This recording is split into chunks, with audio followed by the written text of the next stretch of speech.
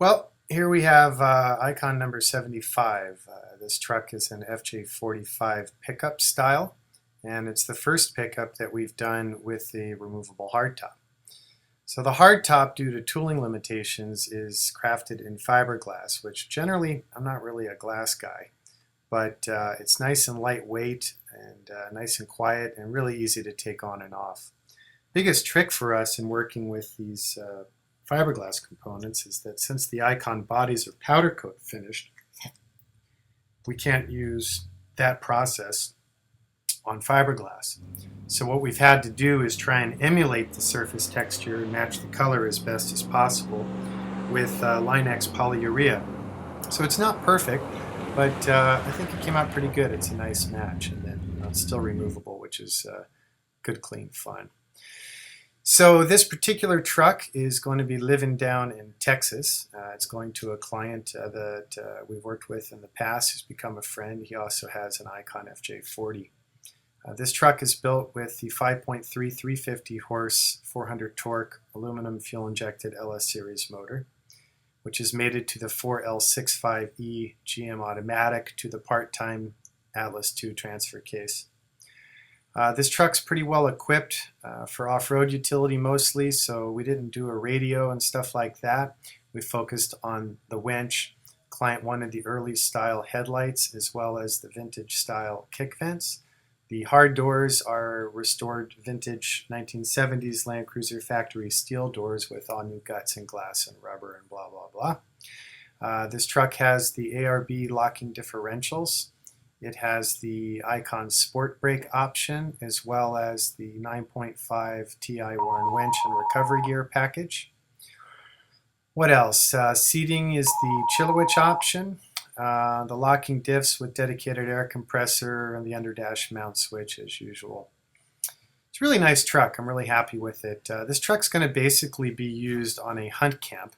So the roll bar and dual spare carrier system that you see was designed for the client at his request, as well as the step assist for the entry points. There are max tie-down flush fit 5,000 pound rated anchors in the bed, and there's also a removable sort of spotter's bench that fits in between those seats that provides a raised surface for easy spotting and hunting. Let's see, what else? Here I'll show you around the inside. The door panels we build from scratch on marine board and cover them in the Mercedes MB Tex vinyl. Instrument panels are CNC'd aluminum inspired by the Bell & Ross chronographs. All the dash switches are CNC'd and then turned on 1940s lathe and knurled and then engraved and then enameled. There you see the twin stick control for the transfer case, and there's the Chillowich option on the seat. This client wanted a stock style vintage waffle pattern headliner. Sometimes we do it this way, sometimes we do it with the Alcantara. We also added that storage shelf up in the hardtop above the Rosen aircraft visors. It's a quick shot of our Cnc Stainless Emblems. Never understand why luxury car companies do like a $2 Taiwan emblem since it's such a big part of your brand.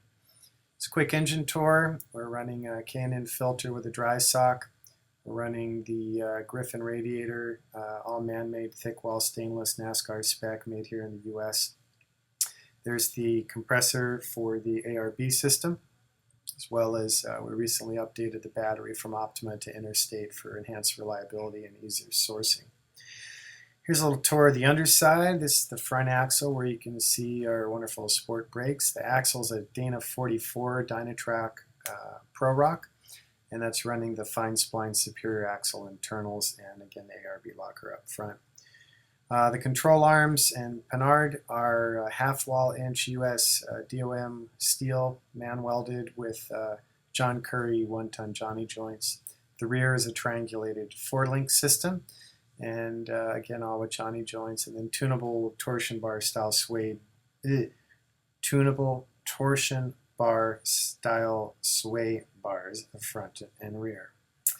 Running Eibach coils, Fox Racing shocks. They're not simple store-boughts. They're built by the military division of Fox Racing, specific to our platforms. Chassis is a mil-spec 1 powder coat finish, and although it's hard to tell in these low light conditions, the underside of the body as well as the inside floor, underside of fenders, and bed surface are all coated in a heat-cured polyurea, which is super durable. Cabin size, as you may have noticed, is larger than a traditional FJ45. They were quite small. So when we redesigned the trucks, we kind of took some liberties there and stretched the cabin about 8.5 inches and then shrunk the bed accordingly.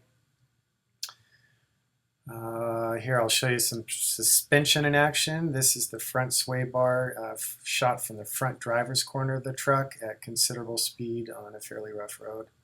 Not too rough, but works out pretty good. It's a nice system.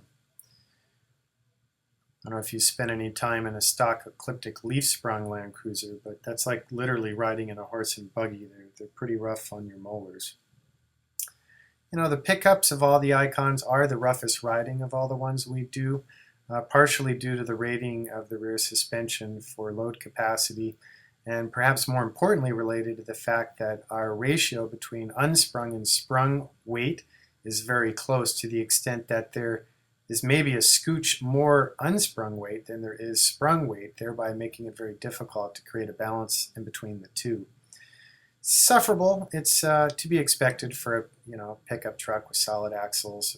Just the one local freeway, the 405 freeway, is such a train wreck. The trucks start to jump from joint to joint, so we usually talk to buyers and make sure they don't frequent the 405 or they're not going to like it. If you're going under 50 or over 80, it's smooth. Anywhere in between, it's crazy. So there you go. Thanks for watching. Icon4x4.com. 818-280-3333. This truck was built to order, as are most, but happy to build one. We ship internationally. I appreciate your time.